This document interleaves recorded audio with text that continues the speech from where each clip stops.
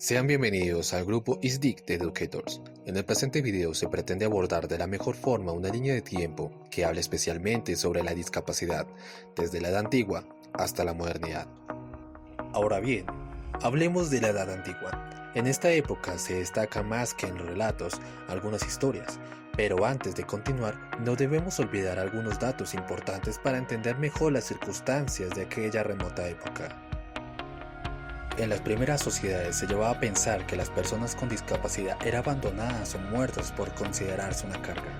En la edad neolítica existen pruebas de que se realizaban amputaciones, en caso Francia, si bien representaban algún rito o ceremonia religiosa. Una intervención interesante por su antigüedad es la trepanación sin el empleo de anestésicos. En el antiguo Egipto existía el abandono e infanticidio de niños y niñas con discapacidad, pero también hay evidencia de que se intentaron diversos tipos de tratamientos, como férulas, muletas, etc. La sociedad hebrea consideraba a la discapacidad como una marca del pecado. Entre los pueblos de Asia y África las prácticas fueron diversas. En la India, los niños y niñas con discapacidad eran abandonados en el bosque o arrojados al río sagrado Ganges. A continuación, hablemos un poco sobre estas historias, especialmente del mito sobre el dios del fuego y la forja. Hefesto era un dios feo, lisiado y cojo. Incluso se dice que al nacer, Hera lo vio tan feo que lo tiró del Olimpo, tanto así que caminaba con la ayuda de un palo. En el arte se le representa como cojo, sudoroso, con la barba desaliñada y el pecho descubierto, inclinado sobre su yunque y a menudo trabajando en su fragua. Otra historia para contar se trata de Esparta. Si un niño nacía con deformidades o no era apto para la guerra, los arrojaban al vacío de una caverna en el monte Taygedo, y si los expulsaban o exterminaban por no seguir los cánones de belleza y perfección física, los niños que sí eran aptos los transformaban para matar sin piedad.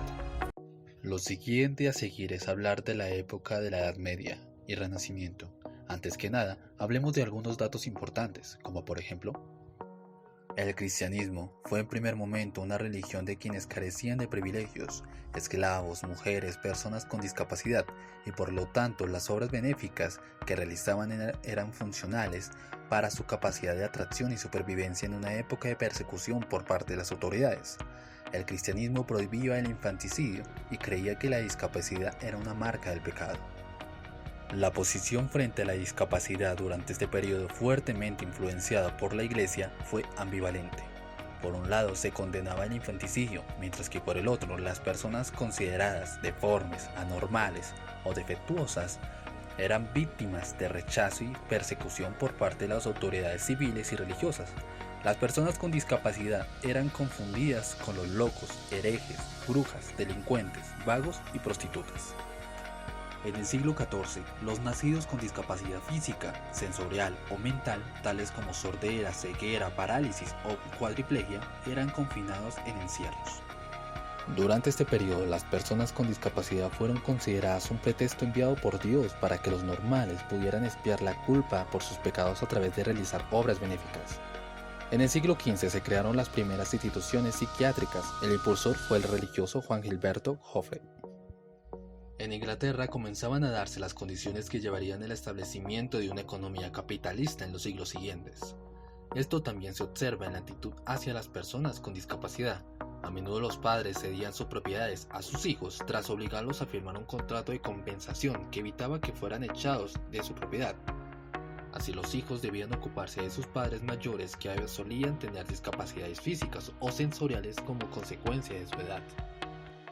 Ahora bien, relatos donde la discapacidad es un elemento determinante en la reafirmación de la fe, como el retrato de un enano anónimo por Juan van de Harmer, pintor de origen flamenco nacido en Madrid en 1596. También la influencia religiosa para definir las enfermedades, como en el caso de Sancho Panza cuando fue gobernador de la ínsula Baratiria. Un labrador solicita ayuda para consumar el matrimonio de su hijo epiléptico con una joven paralítica, hija adinerada de los Perleríes, cuya parálisis se atribuye a las secuelas de una epidemia de viruela que afectó varios miembros de la familia. Describe a su hijo diciendo: «Mi hijo es endemoniado y no hay día que 3 o 4 veces no lo atormenten los malignos espíritus». Finalmente, de los relatos que se quiere contar es sobre el sufrimiento físico. A pesar de conducir hacia la muerte física, le permite comunicarse con las autoridades eclesiásticas para seguir las costumbres de la fe en relación con la muerte inesperada. Si desean, pueden hacer clic para detener el video y leerlo con mayor calma y agrado. Otro momento a resaltar es la edad industrial, del cual se tiene en cuenta de esta época los siguientes datos. El primero, supusieron un deterioro en la vida de los trabajadores y sus familias, puesto que la implantación de la tecnología disminuyó y abarató la mano de obra en las fábricas, traducido en pobreza. Debido a la explotación laboral se desarrolló en mayor medida las malformaciones, lesiones, daños físicos y mentales en el proletariado. También, para aquellos que se consideraban enfermos o criminales, eran recluidos en instituciones como hospitales generales, asilos, colonias, escuelas especiales o cárceles. Especialmente sobre este último dato, vamos a hablar de algunos relatos sobre aquellos que eran enfermos o presos. Empecemos por este testimonio que muestra la experiencia de cómo se sentía estar en aquella prisión por parte de un preso de una de las cárceles de Cueca, inmueble construido en el siglo XVII, escrito en una de las paredes de la celda. Es tan grande mi pena y sentimiento en esta prisión triste y rigurosa, ausente de mis hijos y mi esposa, que de puro sencillo no lo siento, o si llegase presto algún contento, o si cansada ya la ciega diosa conmigo se mostrase más piadosa, poniendo treguas en tan gran tormento, mas ahí que mi esperanza entretenida consume el alma en tan larga ausencia, a donde está arriesgada honra en vida, mas yo confío en Dios que mi conciencia sé que ya está tranquila, aunque afligida al menos reconozca mi inocencia. Otro testimonio es adquirido del cronista Antonio Vázquez de Espinosa, 1948, página 413, en el texto Los hospitales para locos e inocentes en Hispanoamérica y sus antecedentes españoles, por Carmen Viquiera, 1970. Cito: el Hospital Real de San Andrés puede competir con los mejores del mundo, porque sin límites recibe y sin favores humanos los enfermos de todas las enfermedades, que por salas diferentes se separan, sus salas, sitios y oficinas parecen un pueblo, tiene casa aparte para locos. Finalmente, el último momento para pasar es por la edad moderna y la actualidad, del cual hablaremos de los datos más relevantes, tales como la Primera Guerra Mundial, que se desarrolló entre los años 1914 y 1918, luego de esto se dieron subsidios por discapacidad psíquica a consecuencia de la guerra. En 1919 se creó la Organización Internacional del Trabajo, que tuvo un papel decisivo en la aprobación de normativas, aunque limitadas, tendientes a proteger los derechos de las personas con discapacidad congénita y adquirida, y en la promoción y desarrollo de programas de rehabilitación. La Constitución de 1936 constaba con un artículo que establecía que los ciudadanos de la URSS tienen derecho a la asistencia económica en la vejez, así como en caso de enfermedad y pérdida de la capacidad del trabajo. Un escenario en donde ha permeado la discriminación es la educación, como el siguiente relato, del cual veremos un ejemplo donde la maestra revela un trato especial a un niño, como el que no puede o lo hace mal. Sarder, 2010, página 225. Si desean, pueden hacer clic para detener el video y leerlo con mayor calma y agrado. O también, en este caso,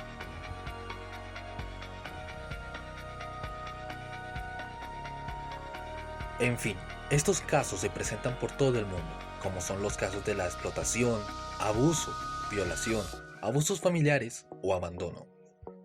Ahora bien, presentaremos el caso de Olga y su vida. Olga, de 45 años, una mujer con parálisis cerebral de la Ciudad de México, vive con sus padres y sus 2 hermanos. Ella dijo en una entrevista realizada en 2019: vivir en mi casa me resulta muy difícil. No tengo control sobre mi vida. Mis padres deciden cuándo tengo que ir a dormir y todas las demás cosas que me atañen. Mis padres me insultan y me regañan cuando no les presto atención. Me dicen que soy una idiota cuando los golpeo sin querer porque tengo movimientos espasmáticos. Mi padre me golpea, me arroja a un lado en mi silla de ruedas. Eso me entristece y me hace llorar. La verdad es que no hay mucho que pueda hacer cuando esto ocurre. Hablo con mi madre, pero también tengo temor de angustiarla porque padece diabetes. Y si tengo un disgusto, podría pasarle algo. Amo a mi padre. Quisiera que él me comprendiera y me tuviera paciencia. Quiero explicarle lo que me pasa. A veces hablo con mi tía y ella conversa con mi padre, pero él dice que yo tengo la culpa. Hace poco tiempo le escribí una carta muy sentida. Me pidió perdón y cambió de actitud por un tiempo, pero ahora ha vuelto a ser el mismo. No olvidemos que también hay discriminación en famosos. No obstante, ese tema no ha sido un muro insuperable en sus vidas, porque se ha reconocido que muchos, sin importar sus limitaciones, se han ganado la admiración y respeto por todo el mundo, como en el caso de Nick. Esta es la historia de Nick, un hombre que nació sin extremidades, no piernas, no brazos, no límites. Un bebé cuya madre ni siquiera quiso mirar cuando nació. Nicolás James Boyachic nació con un extraño síndrome llamado tetraamelia, pero además de eso padecía también otra enfermedad llamada agenesia. Es decir, que sus órganos no se desarrollaron correctamente cuando apenas era un feto. Su vida no fue nada sencilla. Para empezar, su padre casi se desmayó y vomitó cuando lo vio por primera vez.